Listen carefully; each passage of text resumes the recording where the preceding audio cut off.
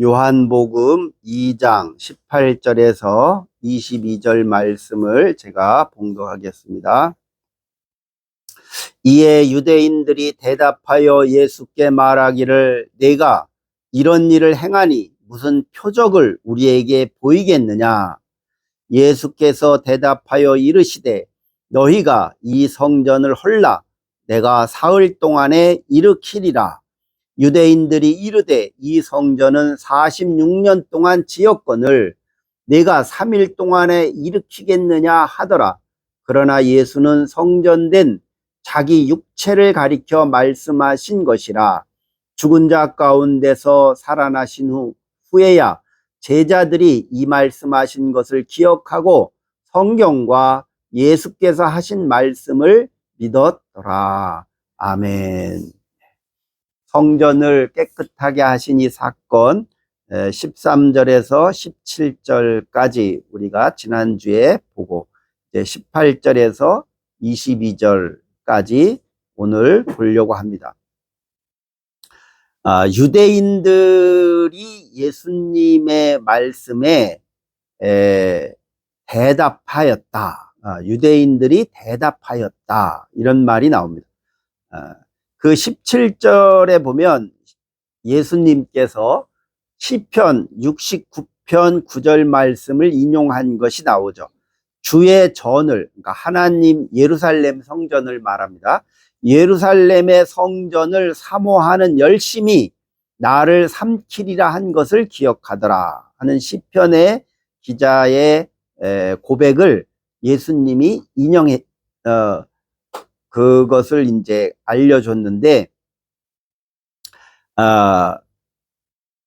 그 주님의 성전을 사모하는 열심이 나를 삼키리라 한 것을 제자들이 기억했다 하는 말은 예수님께서 이 성전을 깨끗게 하신 이 사건을 보고 깨달은 겁니다.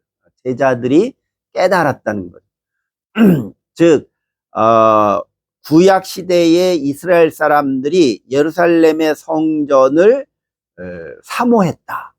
그리고 그 열심이 아주 자기의 목숨을 내어놓을 정도로 그 성전 때문에 내가 순교할 정도로 그렇게 열정적으로 예루살렘 성전을 사모하고 귀히 여겼다. 그런 뜻이죠.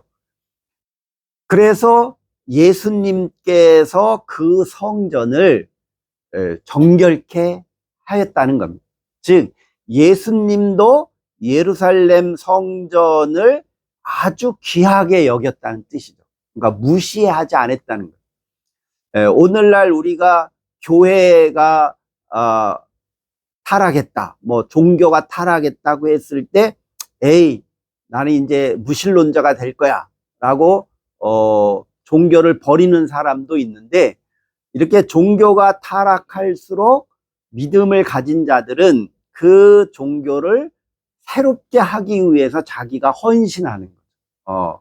자기가 열심히 노력을 해서 정말 신의 뜻에 합당한 종교가 되도록 내가 열정을 가지고 목숨을 바치면서까지도 그 신의 뜻을, 하나님의 뜻을 내가 이루겠다 하는 사람은 믿음이 있는 사람이에요. 그러니까 에이 내 마음에 안 드니까, 뭐 다 꼴 보기 싫으니까 나 그냥 아무것도 안 믿을래, 그런 게 아니라 정말 신의 뜻이 무엇인지를 깨닫고 그 뜻을 이루려고 하는 사람이 믿음이 있는 사람이에요. 그래서 예수님도 이 예루살렘 성전을 포기하지 않으십니다. 예루살렘 성전을 포기하지 않고 그 타락한 예루살렘 유대 종교 지도자들을 책망하면서 그 성전을 새롭게 하는데 열정을 가지고 있는 거죠. 근데 이제 이 초대교회 그리스도인들에게서는 이 요한복음 기자가 이 기절을 기록을 하면서 예수님이 말씀하신 성전이라고 하는 것이 눈에 보이는 예루살렘 성전도 중요하지만 더 중요한 것은 우리의 몸 안에 있는 하나님의 성령이 거하는 성전이 더 중요하다. 그것을 강조하는 겁니다. 그래서 제자들이 예수님이 예루살렘 성전을 저렇게 깨끗하게 하는 사건을 보고 예수님이 성전을 포기하거나 무시하지 않고 저 예루살렘 성전을 아주 귀하게 여기고 존중하시는구나. 참 안타까운 마음을 가지고 예루살렘 성전을 깨끗하게 하시는구나 라고 그 상황을 목격하고 깨달은 거죠. 그런데 예수님의 이 행위는 또 하나의 새로운 성전을 제자들에게 알려줬다는 거예요. 그게 뭐냐면 내 몸 안에 있는 성전을 얘기합니다. 그래서 저 성전을 헐라. 그럼 내가 3일 만에 다시 세우리라. 그러니까 유대인들이 저 성전이 46년 동안 지금 져서 아직은 완공은 안 됐지만 지금까지도 성전을 잘 이렇게 관리하고 하고 있는데 46년이 걸렸는데 저 성전을 어떻게 3일 만에 다시 세우겠다는 거냐. 이거는 완전히 거짓말이고 하나님을 모독하는 게 아니냐 이런 의미겠죠. 그런데 나중에 제자들이 그 말씀을 예수님이 부활하신 다음에서야 저 성전을 세운다는 것이 저 눈에 보이는 돌로 만든 저 성전을 얘기하는 게 아니라 하나님의 성령이 임재한 이 몸이 다시 부활한다, 3일 만에 부활한다는 것을 그때 예수님이 우리에게 알려준 거구나 라고 나중에 제자들이 깨달았다는 거죠. 그게 이제 초대교회 그리스도인들의 깨달음이고 신앙 고백인 거예요. 그래서 초대교회 교인들은 예루살렘 성전에 가서 예배를 드릴 수가 없죠. 왜냐하면 거기는 유대 종교 지도자들이 관리를 하고 있고 레위인들이 관리를 하고 있기 때문에 아무나 들어갈 수도 없고 뭐 주일이라고 가서 우리 예배 드릴게요 하고 갈 수가 없죠. 거기는 유대 종교 전통에 따라서 제사만 지내는 곳이라서 초대교회 그리스도인들이 예루살렘 성전에 가서 자기들 마음대로 예배를 드릴 수가 없죠. 그러면 어디서 처음에는 드렸느냐면 그 시나고교라고 해서 회당이에요. 회당. 그러니까 모이는 집이죠. 유대인들이 기도하는 집이에요. 그리고 거기에서 이제 좀 나이 든 분이나 이런 사람들이 구약의 성경 말씀을 읽고 기도하는 집이죠. 그게 회당, 시나고교라고 하는데 그 시나고교는 토요일 날, 안식일이죠. 토요일 날 유대인들이 모여서 기도하는 집이거든요. 그러니까 예수 믿는 기독교인 중에 크리스찬 중에 그 유대인들은 안식일을 지켜야 된다는 생각을 하고 있었기 때문에 토요일 날 그 시나고교에 가는 거예요. 그 회당에 가면 거기 유대인들도 있죠. 그러면 이제 자기도 유대인이니까 그렇지만 나는 이제 예수님을 나의 구주로 믿는 기독교인이니까 거기 가서 기도하고 그 하나님의 말씀을 누가 낭송을 하면 듣고 그러고 오는 거예요. 근데 유대인들이 저 사람들은 우리 같은 유대인이지만 쟤네들은 예수를 선지자로 안 보고 저 예수를 메시아로 인정을 하는데 아니 메시아가 왔으면 천지가 개벽이 되고 로마도 다 물러나고 하나님의 통치가 이루어지는 메시아가 와서 모든 걸 다 통치를 해야 되는 건데 아니 뭐 예수가 십자가에서 죽었는데 무슨 메시아냐. 그러고서 그 너희들이 믿는 그 메시아 예수는 우리가 인정할 수 없다. 그러니까 너네들은 여기 시나고교에 들어올 자격이 없다 하고 내쫓은 거예요. 그래서 초대교회 그리스도인들은 토요일 날, 안식일 날 회당에 가서 기도하고 성경 말씀을 듣고 그렇게 참여를 했는데 거기서 쫓아내니까 못 오게 하는 거예요. 야, 너희들은 유대인이지만 너희들은 우리 메시아가 오지도 않았는데 왜 메시아가 왔다 그래? 너희들은 이다냐? 너희들은 사입이야. 그러니까 오지 마. 그래서 유대인 기독교인들은 신화교회에서 쫓겨난 거예요. 토요일 날, 안식일 날. 그러니까 어떻게 해야겠어요? 아, 그러면 예수님이 부활한 주님의 날, 그 다음 날 우리끼리 모여서 집에서나 어디에 모여서 우리끼리 기도하고 누군가가 이렇게 성경 말씀을 알려주면 그거 듣자. 그러고서 주의를 지키기 시작한 거죠. 이렇게 초대교회 그리스도인들은 예루살렘 성전을 무시하진 않았지만 자기들끼리 모이는 그 공동체, 그 공동체가 하나님의 성전이라고 믿기 시작한 거예요. 그러니까 눈에 보이는 성전만이 아니라 예수 믿는 사람들끼리 이렇게 모이면 여기가 성전이다 라고 초대교회가 믿기 시작한 거예요. 그래서 초대교회의 교회론이라고 하죠. 초대교회의 성전론은 눈에 보이는 건물, 예배당보다는 각자가 하나님의 영을 각자가 모시고 있기 때문에 하나님의 영을 모시고 있는 그리스도인들이 모여서 기도하고 찬송하면 또 성경을 읽으면 여기가 성전이 된다라고 믿기 시작한 거예요. 초대교회. 근데 유대인들은 그걸 인정 안 하죠. 왜? 성전은 오직 예루살렘에만 있는 거예요. 유대인들끼리 모여서 기도한다고 해서 거기가 성전이 되는 게 아니에요. 그래서 그 회당은 성전이라고 안 했어요. 그냥 시나고기라고 했죠. 그러니까 기독교인들은 자기들끼리 모이면 거기가 교회인 거예요. 거기가 성전인 거예요. 왜? 하나님의 성령이 임재하니까. 임재하니까 여기가 성전이라는 거예요. 그리고 바울이 고린도전서에서도 우리 몸이 거룩한 성전이다 그랬잖아요. 바울도.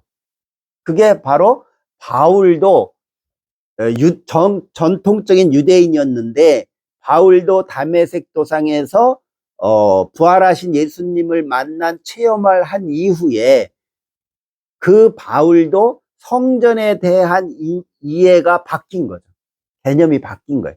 그래서 저기 눈에 보이는 예루살렘에 있는 성전도 성전이지만 예수님의 부활하신 이후에 예수를 믿는 우리들끼리 모이는 곳이 하나님의 교회다 라고 믿었고, 그리고 그 하나님의 교회가 되려면 각 사람들의 마음 속에 하나님의 영이 임재해서 자기들의 몸이 성전인 것을 깨닫고 고백한 자들이 모여야 된다. 나는 내 몸은 성전이 아니야. 하나님의 영이 임재 안 했어. 라고 그런 불신앙을 가진 자들이 모이면 그건 성전이 안 된다는 거야. 그러니까 내가 내 마음 속에 하나님의 영이 임재한다는 것을 깨닫고 고백한 자들이 모여야 거기가 교회가 된다. 그런 고백이 없으면 교회가 안 된다는 거야. 지금도 캐톨릭은요, 그 공소라 그래요. 신부가 미사를 집전하지 않는 장소가 있어요. 거기를 공소라고 했어요. 여기 송악에서도 보글리에 공소가 있었어요. 옛날에 제가 봤어요. 지금 없어졌는데 거기에 캐톨릭 사람 천주교인들이 당진 읍내까지 못 가면 거기 가서 몇 명이 모여서 기도해요. 거기 공소라고. 그래서 거기를 교회라고 안 해요. 왜 안 하냐면 신부가 없으니까. 그래서 캐톨릭의 교회론에서는 하나님의 제사장인 이 신부가 미사를 집전을 해야 교회가 되는 거예요. 그래서 신부가 미사를 집전을 안 하면 교회가 아닌 거예요. 그러니까 신부가 없으면 교회가 아닌 거예요. 그 신부가 있어야 교회가 되는 거예요. 그러니까 기독교인들이 자기네들끼리 모여 있다고 해서 교회가 되는 게 아니에요. 캐톨릭은 지금도 교리가 그래요. 근데 우리 프로테스탄트 개신교는 목사가 없어도 우리끼리 모이면 교회가 되는 거예요. 그게 이제 초대교회의 교회론이에요.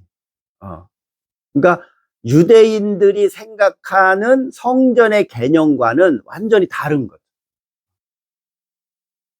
왜냐하면 예루살렘 성전에 갈 수가 없으니까.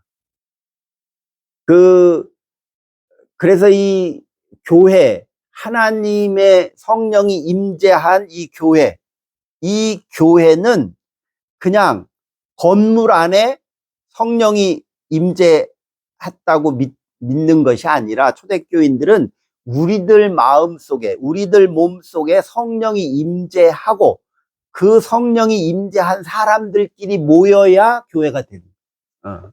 그러니까 상당히 개념이 좀 다른 거예요. 캐톨릭하고. 성전, 그러면 요즘 현대의 스페인의 바르셀로나의 그 파밀리아 성당 있잖아요. 누구지? 가우디. 그죠? 가우디. 저도 가봤는데, 그 가우디가 짓는 성전이 지금도 짓고 있잖아요. 지금도. 한 4, 50년. 한 4, 50년 걸렸죠. 지금도 짓고 있잖아요. 그 성전. 앞으로 5년 있으면 완공된다고 그러다는데 계속 미뤄져요. 아직도 완공이 안 됐죠.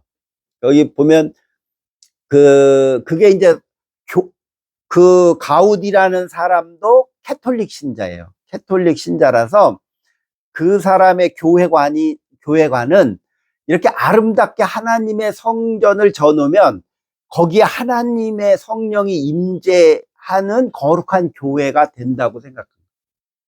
근데 초대교회 그리스도인들의 생각은 달라요. 제가 아까 얘기했듯이 건물을 그렇게 아름답게 졌다고 해서 성전이 되는 게 아니라는 거예요. 우리 각 사람들의 마음속에, 몸속에 그리스도의 영이 임재한 사람들끼리 모여서 예배를 드려야 성전이 된다.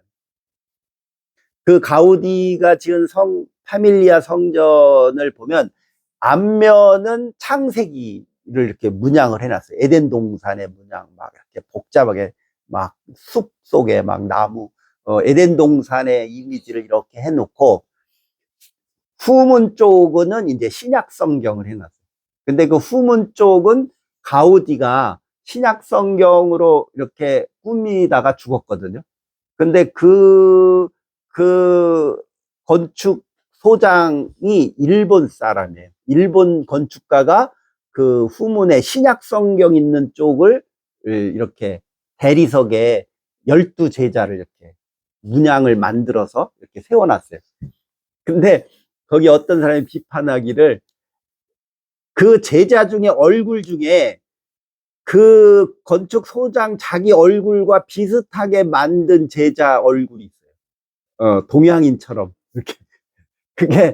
그게 혹시 네 얼굴을 비슷하게 만든 거 아니냐, 뭐 그런 비난도 있는데, 지금 이제 후문에 있는 신약 성경의 이야기, 그 이야기를 이렇게 대리석으로 꾸며놨는데 거의 그건 다 완성이 됐어요. 다 완성이 되고 이제 탑만 완성하면 이제 완공이 되는데, 그게 이제 캐톨릭 성당에 있는 캐톨릭인들의 교회론이 그런 거예요. 하나님의 그 아름다움, 그 성전을 정성껏 우리가 이렇게 져놓으면 거기에 하나님이 영이 임재한다는 거예요. 거기에 하나님이 영이 임재해서 우리가 그곳에 들어가면 우리가 거룩한 사람이 되는 거예요. 미사에 참여하고 예수님의 살과 피를 상징하는 성찬식에 참여를 하면 그때서야 자기가 거룩한 그리스도인으로서 그 예배에 참여하는, 미사에 참여할 수 있는 자가 되는 거예요. 그래서 캐톨릭의 교회로는 그리스도인들은 주체가 안 되는 거예요. 그러니까 성도는 주체가 아닌 거예요. 신부가 주체고, 신부가 어떻게 미사를 집례하느냐에 따라서 거기에 거룩한 교회가 이루어지는 거예요. 근데 이 초대교회에는 신부도 없고 목사도 없잖아요. 그러니까 이 초대교회 그리스도인들은 우리가 신앙 고백한 우리가 모이면 거기에 교회가 만들어진다. 이것을 요한복음에서는 이렇게 교회론을 유대인들의 성전론과 완전히 바뀌는 거예요. 교회론이 완전히 이렇게 바뀌어서 이 요한복음 기자가 이 하나님의 성전에 대한 예수님의 이해를 설명을 하고 있는 거예요. 지금 그렇게 설명해 주는 거예요. 그래서 유대인들이 표적을 우리에게 보여달라. 표적. 도대체 그럼 너희가 말하는 그 성전의 표적이 뭐냐? 성전의 표적이. 그러니까 예수님께서 너희들이 그렇게 돌멩이로 쌓아놓은 그 거룩한 예루살렘 성전, 그 어마어마하게 대리석으로 지어놓은 그것이 하나님의 성전의 표적이 아니라는 거예요. 그거는 그냥 돌덩어리지, 그 건물 자체가 하나님의 성전은 아니라는 거예요. 예수님의 입장은. 이게 바로 초대교회 그리스도인들의 교회론. 그러니까 눈에 보이는 그 건물이 교회가 아니라는 거예요. 그래서 그 곽선희 목사님이 소망교회 맨 앞에 표집 간판 그 예배당을 짓고서 쓸 때 소망교회로 그냥 소망교회 이렇게 쓰질 않고요. 소망교회 예배당이란 말을 써놨어요. 그러니까 건물은 그냥 예배드리는 집당자잖아요. 그러니까 예배드리는 장소지, 거룩한 교회는 우리 각 사람들 몸이 교회라는 입장이 사도 바울의 입장이고 초대교회의 입장이라고 하는 것을 우리 개혁교회가 받아들입니다. 그래서 눈에 보이는 그 건물은 예배당이지 그거는 교회가 아니에요. 그냥 예배당이지. 집인 거예요. 예배드리는 장소인 거예요. 그러면 진정한 교회는 그 그리스도인들이 모여서 하나님을 예배하고 하나님의 뜻을 깨닫고 하나님의 일을 하는 그곳이 바로 하나님의 거룩한 성전이다 라는 거죠. 근데 이러한 그 신앙 고백의 초대교회 신앙 고백에서 우리나라 한국의 종교 전통에서 기독교가 쭉 이렇게 정통 보수 종교가 이렇게 쭉 오면서 그런 쪽의 인식을 가지고 있다가 이 교회라는 것에 대해서 한 발 더 나가서 새롭게 해석하는 신학이 민중신학입니다. 그 민중신학의 교회로는 달라요.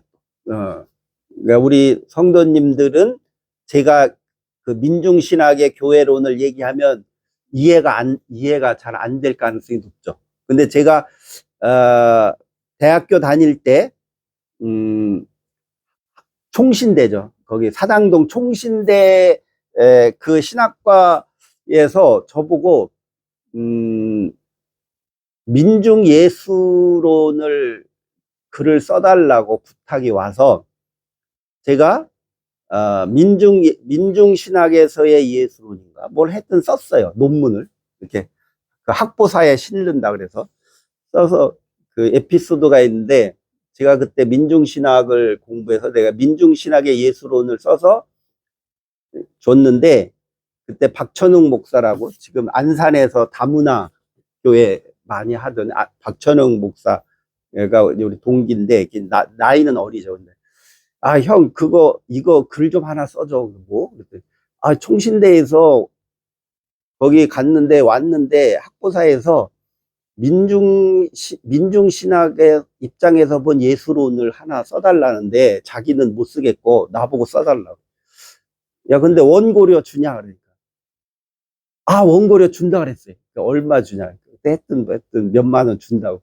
그래? 그 원고료 주면 써주고, 원고료 안 주면 안 쓸 거야. 그랬더니, 아, 내가 책임지고 원고료 갖다 줄게. 써달라고. 그래서 내가 그 며칠에 걸쳐서 이제 논문을 써서 줬어요. 근데 그 박천웅 그놈이 돈을 안 줘. 야, 너 왜 원고료 안 주냐? 그랬더니, 너 받았어, 안 받았어? 아, 받았어요. 근데 왜 안 줘? 아, 근데 그 원고료 받았어요. 걔네들하고 맛있는 거 사 먹고 다 썼대. 그런 적이 있었는데.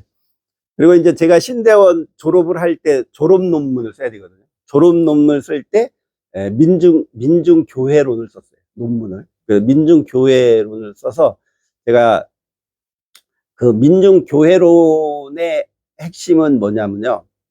아, 예수를 믿는 사람들이 모여 있는 곳이 교회가 된다는 그 개혁교회의 교회론에서 더 나가서 예수를 믿냐 안 믿느냐가 중요한 게 아니라 정말 하나님의 뜻이 이루어지는 현장, 삶의 현장이 바로 교회다라는 거예요.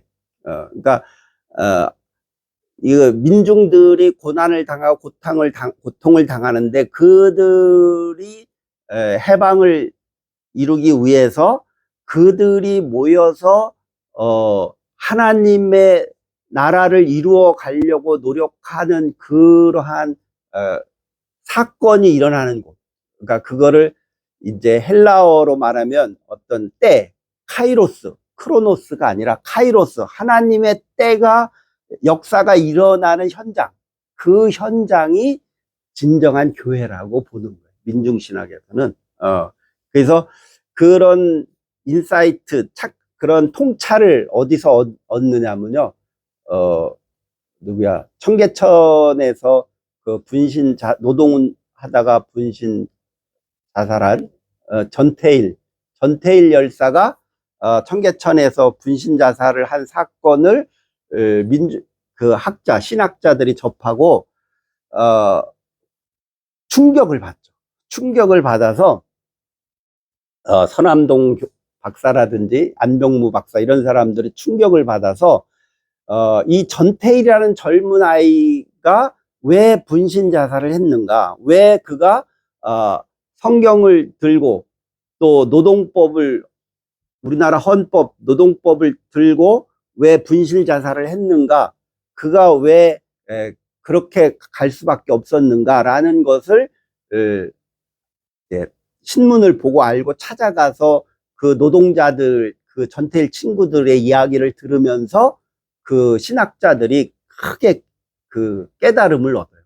그래서 야, 우리가 믿는 지금까지 우리가 가르친 신학이라고 하는 게 정말 이게 생명의 신학이 아니라 죽은 신학이구나. 이게 완전히 서구 신학을 그냥 앵무새처럼 제자들한테 가르쳤는데 이거는 하나님의 성령의 역사와는 별로 관계가 없구나. 정말 성령의 역사는 이렇게 전태일 같은 그 친구를 통해서 성령의 역사가 일어나는구나. 정말로 그들이 고민하고 했던 그들의 바보회라고 그랬어요. 그 바보회, 그 모임이 정말 진정한 교회다. 거기가. 그런 깨달음을 얻어서 정말 저들이 행한 행위와 사건, 그 사건에 나타난 하나님의 역사가 일어나는 그 현장이, 민중의 현장이 교회다라고 믿게 돼요. 그래서 그거를 이제 논리적으로 설명을 한 게 이제 민중신학이죠. 그래서 예수님이야말로 이런 사건을 통해서, 그러니까 하나님 나라의 표적을 일으키는 사건을 통해서 복음을 전했는데 병자도 고치고 뭐 성전도 청결게 하고 뭐 이런 사건을 일으키는 그 사건의 현장이 바로 교회라는 거예요. 거기에 하나님의 나라가 임했고 그게 교회다라고 우리가 깨달음을 얻어야 된다는 거예요. 그래서 이렇게 표적을 예수님께서 보여준 이 행위, 그 행위, 거기에 하나님의 사건이 일어나는 장소인데, 그 장소가 바로, 사건이 일어나는 그곳이 바로 하나님의 몸된 성전이 된다는 거예요. 그게 바로 교회, 진정한 교회라는 거죠. 그래서 이렇게 하나님의 말씀이 살아서 역사하는 그곳, 그 삶의 자리를 우리 그리스도인들이 발견해내고, 우리 스스로가 그런 하나님의 말씀이 이루어지는 사건에 우리가 참여를 해야 된다. 그래야 진정한 교회가 된다. 그런데 오늘날 우리 교회는 옛날 유대 종교처럼 돼버린 거죠. 그래서 예수님이 만약 우리 시대에 온다면 아마 예수님께서도 우리 교회를 정결케 할 것이다. 아마 화를 낼 것이다 라고 우리가 추측할 수 있습니다. 그래서 정말 초대교회 그리스도인들의 이 교회론이 완전히 새로워진 거예요. 하나님의 말씀을 깨달음으로 인해서. 그것이 뭐냐면 예수님이 3일 만에 부활하신 것을 체험하고, 그것을 깨달은 제자들이, 옛날에 예수님이 하신 그 말씀이, 성전을 3일 만에 내가 다시 세우겠다고 한 그 말씀이 바로 이런 뜻이었구나. 정말 진정한 교회는 그리스도의 부활의 사건에 참여하는 자들, 하나님의 사건이 일어나는 곳에 그 역사에 참여하는 자들이 모이는 곳, 그곳이 바로 진정한 교회가 되는구나 하는 것을 우리가 깨닫고, 정말 우리 시대에 하나님의 말씀을 이룰 수 있는 그러한 우리 그리스도인들이 될 수 있기를 주의 이름으로 축원합니다. 기도하겠습니다. 사랑과 은혜가 충만하신 아버지 하나님,